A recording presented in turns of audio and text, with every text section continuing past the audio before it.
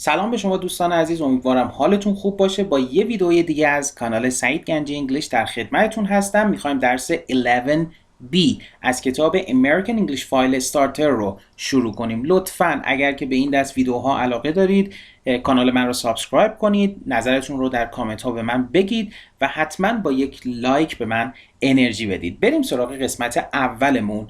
Strangers on a train این عنوان درسمونه. Stranger یعنی غریبه. Strangers یعنی غریبه ها. On a train در قطار. غریبه ها در قطار. احتمالاً داستان در مورد این هستش که یه سری افرادی توی قطار هم رو ملاقات میکنن و با همدیگه آشنا میشن. بریم سراغ Part 1 Vocabulary. Common Verbs 3 میخواد در مورد فعل‌های رایج قسمت سومش صحبت کنه. Part A میگه Complete the questions with a verb from the list. میگه این سوالات رو با استفاده از یک فعلی که از این لیست انتخاب میکنید کامل کنید. لیستش رو با هم دیگه نگاه بندازیم. کلمه اول حتما با من تکرار کنید. حتما این کلمه ها رو با من تکرار کنید. تأکید میکنم. Arrive به معنی رسیدن. Buy یعنی خریدن. Learn یاد گرفتن. Meet ملاقات کردن. Say گفتن. Stay ماندن. Think یعنی فکر کردن. بسیار خوب. قبل از اینکه من این تمرین رو انجام بدم و براتون توضیح بدم همینجا ویدیو رو نگه دارید. خودتون 2 یا 3 دقیقه زمانش فکر میکنم کافی باشه روی این سوالات فکر کنید، کلمه ها رو توی جاهای خالی قرار بدید و بعد از اون ادامه ویدیو رو پلی کنید و با استفاده از توضیحات من دیگه کامل این قسمت رو یاد بگیرید. اگر که بتونید فعل ها رو روی کاغذ بنویسید، مثلا بنویسید شماره 1 این فعل، شماره 2 این فعل، اینجوری خیلی بهتره چون نوشتنم خودش باعث میشه که اون کلمه بیشتر توی ذهن شما جا بیفته و در نهایت یادتون باشه باید حتما این سوالات رو تکرار کنید و همراه من تمرین کنید. بریم سراغ سوال اولمون. How do you جای خالی nice to meet you in your language. language میدونید یعنی زبان. وقتی داره در مورد زبان صحبت میکنه احتمالاً نزدیکترین کلمه بهش میتونه کلمه گفتن باشه با توجه به کلمه‌هایی که توی لیست داریم. پس داره میگه چگونه. How do you say. شما چطور میگید nice to meet you in your language.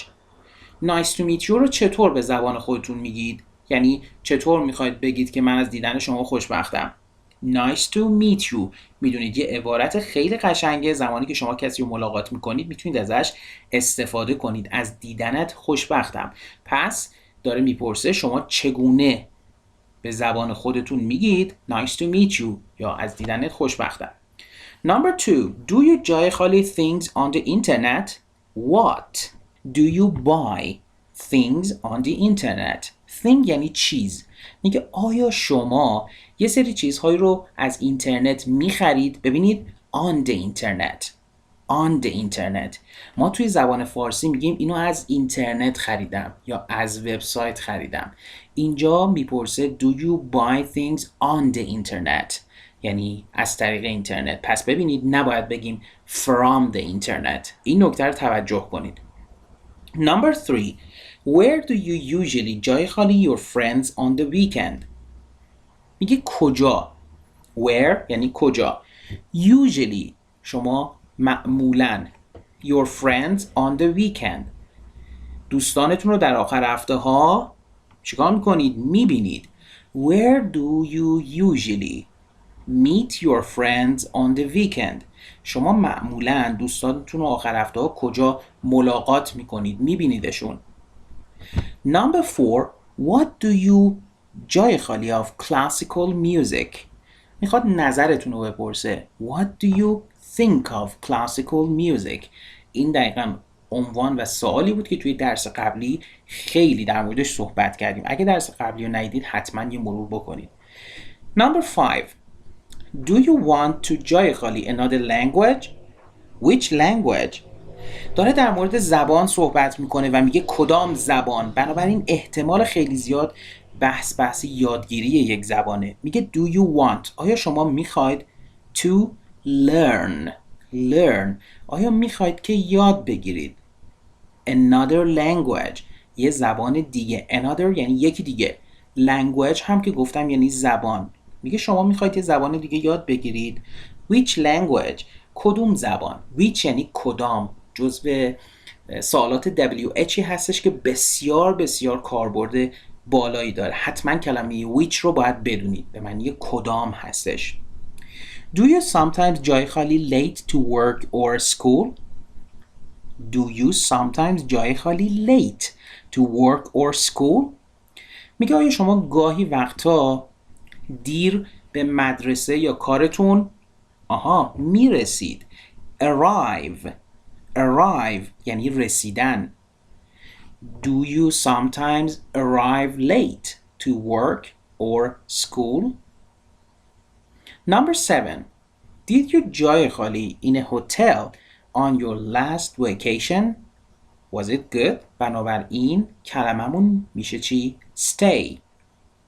چون داره در مورد تعطیلات و هتل صحبت میکنه، بنابراین کلمه stay بهترین کلمه است برای number 7، شماره 7 مون. پس میگه did you stay، آیا شما موندید in a hotel. به استرس کلمه هتل هم توجه کنید، روی بخش دومشه. هتل، آیا شما توی هتل موندید on your last vacation. vacation یعنی تعطیلات. میگه در آخرین تعطیلاتتون last vacation توی هتل موندید. Was it good؟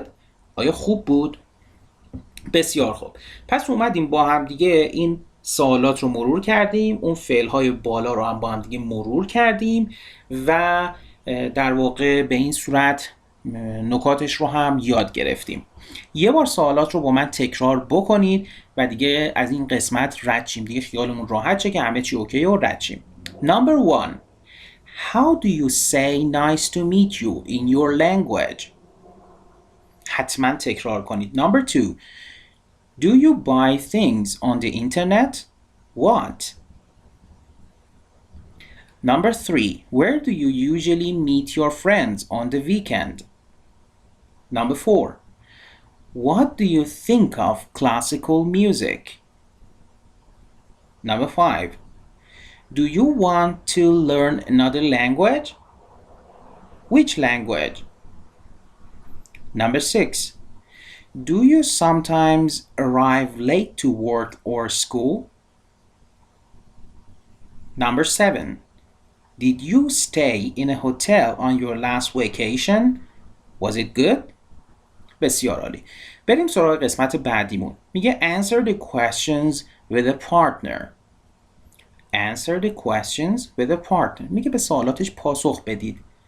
یه سری پاسخ‌های من میدم به عنوان نمونه، همین که شما بدونید که حدود پاسخ‌ها به چه صورت هست، وگرنه خب طبیعتاً پاسخ فیکس و قطعی برای این سوالات وجود نداره، هر کسی ممکنه نظرش متفاوت باشه. How do you say nice to meet you in your language؟ من اینجوری پاسخ میدم. We say از دیدنت خوشبختم. We say ما میگیم از دیدنت خوشبختم. دیگه این تیکش رو به فارسی میگیم چون گفته به زبان شما چی میشه. Number 2. Do you buy things on the internet? What? Yes, I sometimes buy things on the internet. Number 3. Where do you usually meet your friends on the weekend? I usually meet my friends in the park. Number 4. What do you think of classical music? I think it's boring. من فکر میکنم boring یعنی کسل کننده است. یا I think it's interesting.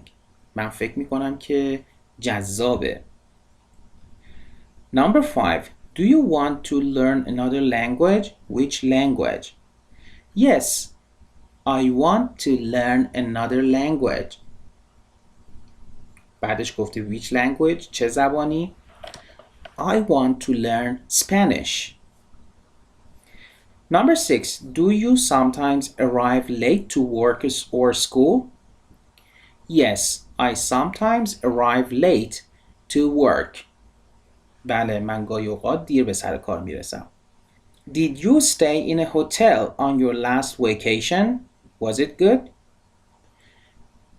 مثلا میشه گفت Yes, I stayed in a hotel on my last vacation. It was great. بله، من در آخرین تعطیلاتم تو هتل موندم و فوق‌العاده بود. یا میتونیم بگیم No, I didn't stay in a hotel on my last vacation. توی آخرین تعطیلاتم تو هتل نموندم. بریم سراغ قسمت C. میگه که page 130 vocabulary bank common verbs 3 part 2. میگه بریم صفحه 130 common verbs یا فعل‌های رایج شماره 3 قسمت دوم. بریم با هم به این قسمت. اومدیم page 130 vocabulary bank part 2. میبینیم بالا یه دونه 2 نوشته. قسمت A میگه listen and repeat the verb phrases. گوش کنید و این عبارت‌های فعلی رو تکرار کنید. این کار رو با هم دیگه انجام بدیم. فقط اول گوش کنید. 4.22 1. Call a friend. 2. Find a job. 3. Get a letter. 4. Give a present. 5. Leave the house. 6. Lose your keys. 7. Send an email. 8. Take an umbrella. 9. Tell somebody a story. 10. Turn on the light. 11. Turn off the light. 12. Wait for the train. بسیار عالی. با هم دیگه یه بار مرور کنیم و این سری همراه من حتما تکرار کنید. Number 1. Call a friend. Call a friend.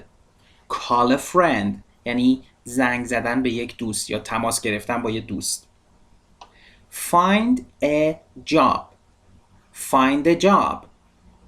Find a job. پیدا کردن یک شغل. Get a letter. Get a letter. توی زبان انگلیسی آمریکایی این کلمه رو به احتمال خیلی زیاد بیشتر letter میشنوید تا letter. Get a letter. Get a letter یعنی گرفتن یک نامه.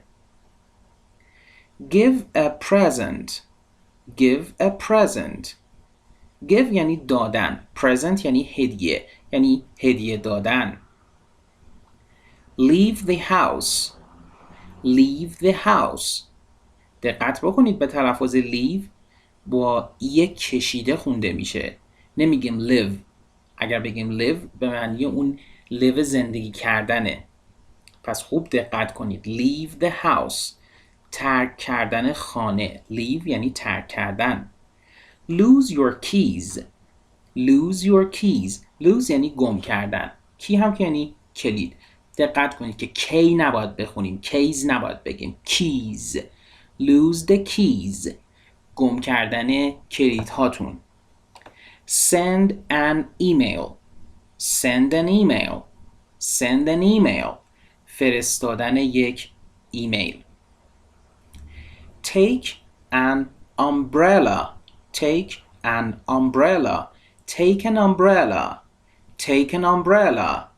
Take یعنی برداشتن. Umbrella یعنی چتر. Take an umbrella یعنی برداشتن یه چتر. Tell somebody a story. Tell somebody a story. Tell یعنی گفتن. Somebody یعنی یک کسی. A story. داستان گفتن به کسی. داستان گفتن به کسی. Turn on the light. Turn on the light. Turn on the light یعنی روشن کردن چراغ. روشن کردن برق. turn off the light. turn off the light. خاموش کردن برق یا چراغ. متضاد همدیگه هستن این دوتا کلمه. turn on, turn off. wait for the train. wait for the train. wait یعنی منتظر بودن برای قطار. منتظر بودن برای قطار. توی قسمت بی هم میگه که عبارت ها رو بپوشونید با دستتون و کلمات مربوط به تصاویر رو بگید. حتما این کار رو انجام بدید چون بخشی از کار کلاسی هست و باید انجام بشه وگرنه مطالب به درستی تو ذهنتون جا نمیافته. ما اگر سر کلاس بودیم واقعا و در کنار همدیگه بودیم من حتما ازتون میخواستم که این کار رو انجام بدید. پس شما خودتون هم که الان دارید این ویدیو رو میبینید باید این کار رو بکنید و کلمه ها رو از حفظ بگید. اگر تونستید همه رو بگید اون وقته که دیگه میتونیم تقریبا مطمئن بشیم که تو مسیر خوبی افتادید و میتونید اینا تو مکالمتون هم کم کم استفاده کنید. برگردیم به درسمون، ادامه کار رو با هم دیگه پیش بگیریم. بعد از اتمام قسمت C میریم قسمت D. Complete with the opposite verbs. میگه این جملات رو با فعل‌های متضاد کامل کنید. Did he lose his watch? Did he lose his watch? کلمه lose به معنی گم کردن بود. متضاد گم کردن چی میشه؟ Did he lose his watch? بگید به من. آها میشه find. Find. Did he find his watch? Did he find his watch? I sent a lot of text messages. میگه من یه عالمه پیام متنی فرستادم. به عبارتی همون SMS فرستادم.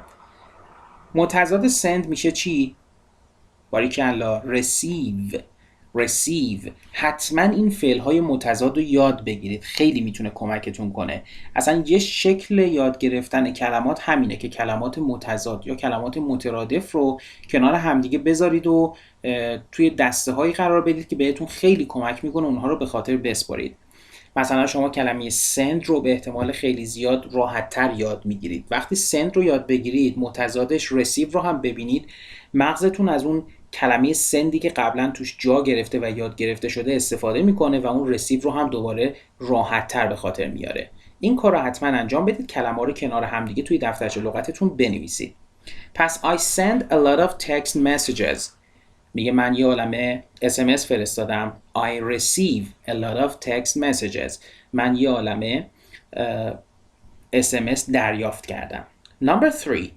I get a lot of birthday gifts. Get به معنی گرفتن هستش. Birthday gift. Birthday تولد. Gift هدیه. یادتون باشه gift یعنی هدیه. میگه من یه عالمه هدیه تولد گرفتم. حالا میخوام بگیم من یه عالمه هدیه تولد دادم یا میدهم. I give a lot of birthday gifts. I give a lot of birthday gifts. Number 4. The train arrives at 2:30. Arrive یعنی رسیدن. متضادش میشه ترک کردن. The train leaves at 12:30. Leaves. Number 5. Please turn on the computer. Please turn on the computer. میگه کامپیوتر رو روشن کن لطفاً. متضاد please turn off the computer. Please turn off the computer. بریم سراغ part 2. Reading and listening. Read and listen to the story. In pairs, ask and answer the questions after each part. میگه گوش کنید و بخونید این داستان رو و بعد از هر تیکه به سوالاتش پاسخ بدید. گوش کنیم با هم دیگه و بعد در موردش صحبت کنیم. 4.23 Strangers on a train.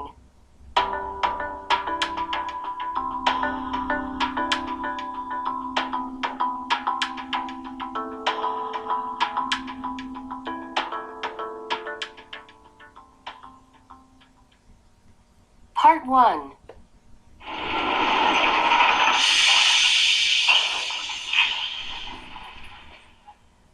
When the train stopped, I opened my eyes and looked out of the window. I saw her on the platform, a tall, blonde woman with dark blue eyes. The train left the station. As usual, the 6:20 was full. Excuse me, can I sit here? I opened my eyes again. It was the tall, blonde woman.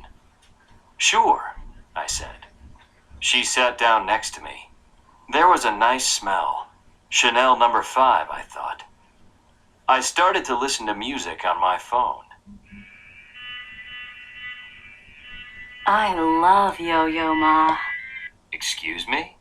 I said. You're listening to Yo-Yo Ma. I love classical music.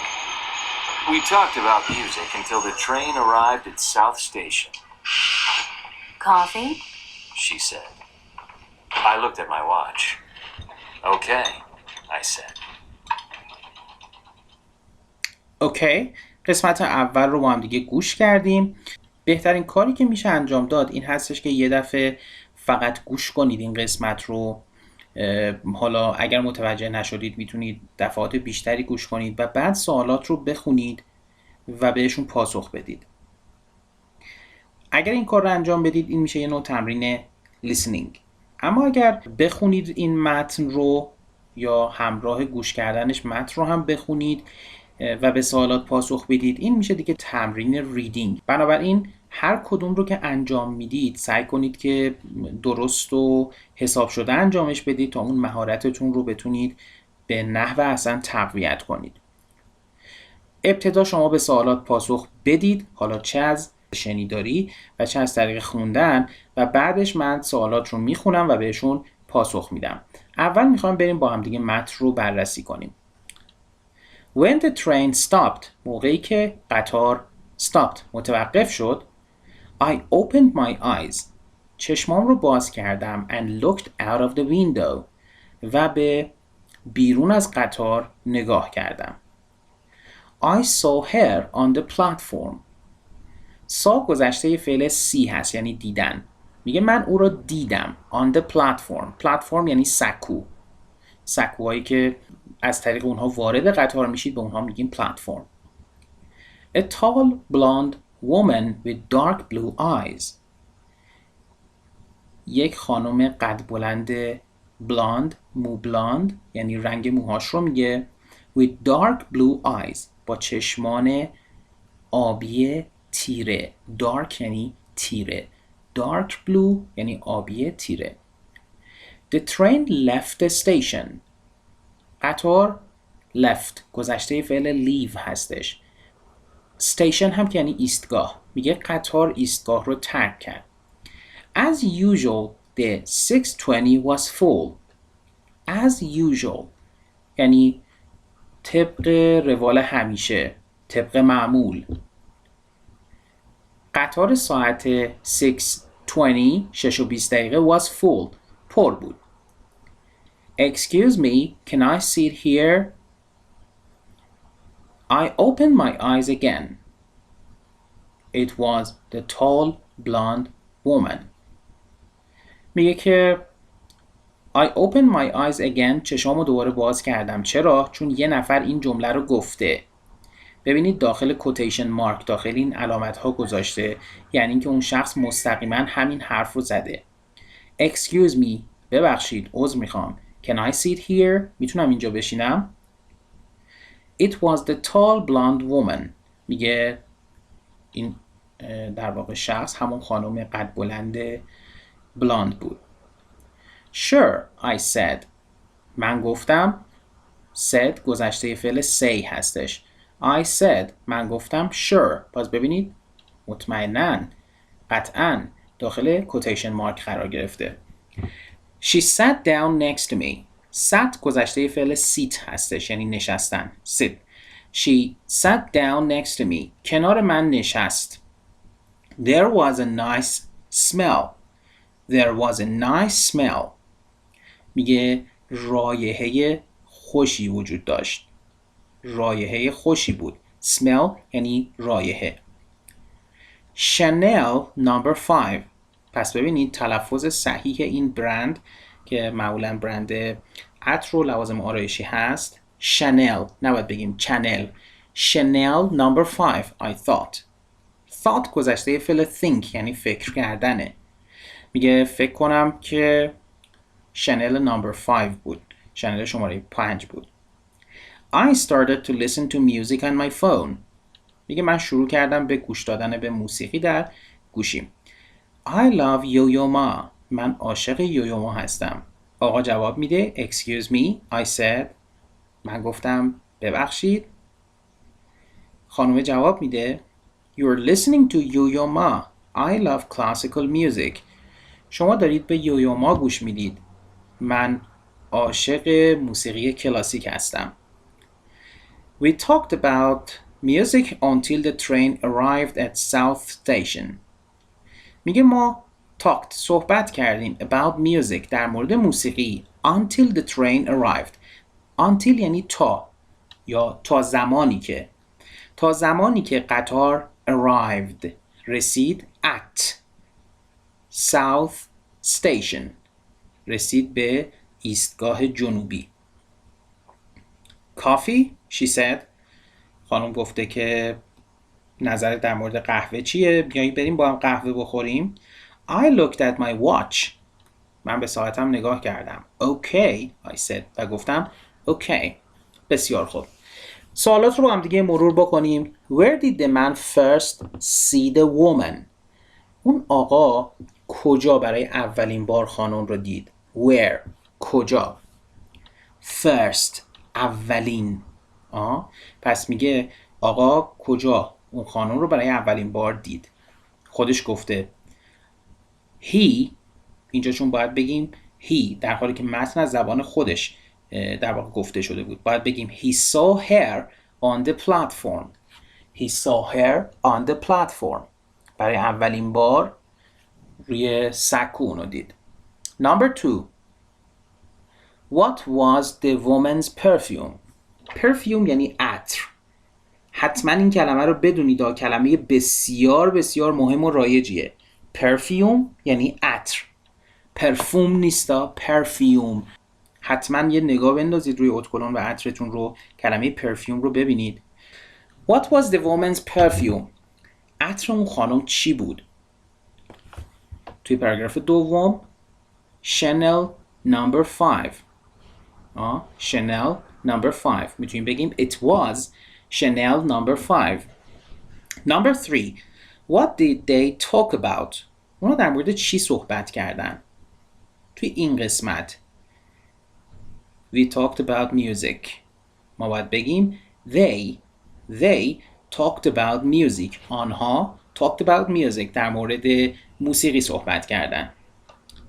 What did they do when the train arrived? What did they do when the train arrived? چی کار کردن زمانی که قطار به مقصد رسید؟ به من بگید. They had coffee. They had coffee. اونا قهوه خوردن. They had coffee. بسیار عالی. بریم سراغ پارت 2. قسمت دوم رو با هم دیگه گوش کنیم و بعد در موردش صحبت خواهیم کرد. مثل قسمت اول ابتدا قرار بر این هستش که شما خودتون این رو گوش کنید، به سوالاتش پاسخ بدید، بخونید، بررسی کنید، جواباتون رو چک کنید و بعد بیاید سراغ خوندن من و دیگه توی این مرحله راجع به قسمت‌های مختلفش اطمینان حاصل کنید. گوش کنیم. Part 2. I bought 2 coffees at a station cafe. We sat and talked. Her name was Olivia. She told me that she worked in Boston. What do you do? I asked. I work in real estate, apartments and houses. What do you do? I work for Citibank, That's interesting. said Olivia. Do you live in Boston? Yes, I have an apartment near the river. I told her the street. Wow, that's an expensive part of Boston. I looked at my watch. It's late. Time to go, I can drive you home. she said. I live near you. She smiled. Her eyes were very blue. بسیار خوب، بررسی بکنیم با هم دیگه. I bought 2 coffees at a station cafe. bought گذشته فعل buy هست، یعنی خریدن. میگه من خریدم 2 تا کافی، 2 تا قهوه at a station cafe، در کافه ایستگاه. We sat and talked. sat گذشته sit، talked هم که گذشته talk. میگه ما نشستیم و صحبت کردیم. Her name was Olivia. مشخصه، اسمش اولیویا بود. She told me that she worked in Boston. told گذشته tell هستش. او گفت به من که در باستون کار میکنه. باستون هم اسم یک شهر از شهرهای آمریکاست. What do you do? I asked. میگه من پرسیدم شغل تو چیه؟ ببینید what do you do یعنی شغل تو چیه. قبلا هم بارها توی ویدیوهای مختلف توضیح دادم که این سوال برای پرسیدن شغل استفاده میشه. I work in real estate, apartments and houses. What do you do? پاسخ میده اون خانم، اولیویا پاسخ میده I work in real estate. real estate یعنی مشاور املاک. میگه من در بحث مشاوره املاک کار میکنم. real estate یعنی مشاوره و فروش املاک. apartments and houses آپارتمان و خونه. What do you do? تو شغلت چیه؟ تو چه کار انجام میدی؟ I work for Citibank. I work for Citibank. میگه من در سیتی بانک، اسم یک بانک هستش، کار میکنم. That's interesting. اولیویا میگه اون جالبه، چقدر جالب. Said Olivia. اولیویا گفت چقدر جالب. Do you live in Boston? آیا تو در باستون زندگی میکنی؟ Yes, I have an apartment near the river. I told her the street. میگه من اینجوری پاسخ دادم بله، من یک آپارتمان نزدیک رودخونه دارم. Near the river. کلمه near یعنی نزدیک. I told her the street. و اسم خیابون رو هم بهش گفتم. Wow, that's an expensive part of Boston. اولیویا میگه واو، اونجا جای گرونی از بوستونه. Expensive یعنی گرون. I looked at my watch. من به ساعتم نگاه کردم. Watch یعنی ساعت. It's late. Time to go. It's late یعنی دیر شده. Time to go یعنی وقت رفتنه. اولیویا میگه I can drive you home. She said. اولیویا گفت من میتونم تو رو برسونمت به خونه. I live near you. من نزدیک تو زندگی میکنم. She smiled. و او لبخند زد. Her eyes were very blue. چشماش خیلی آبی بودن. خب سوالات رو ببینیم، با هم دیگه بررسی بکنیم. میگه What does Olivia do? What does Olivia do? اولیویا شغلش چیه؟ She works in real estate, apartments and houses. She works in real estate, apartments and houses. در real estate، در فروش املاک و مستقلات کار میکنه. What does the man do? شغل مرد چیه؟ He works for Citibank. او برای سیتی بانک کار میکنه. He works for Citibank. بسیار خوب. Question 7. شماره 7. Where does he live? Where does he live? او کجا زندگی میکنه؟ He lives in Boston, near the river. He lives in Boston, near the river. او در بوستون نزدیک رودخونه زندگی میکنه. و آخرین سوال توی این قسمت Where does Olivia live? اولیویا کجا زندگی میکنه؟ She lives near him. یا میتونیم بگیم She lives in Boston too. She lives near him. نزدیک او زندگی میکنه.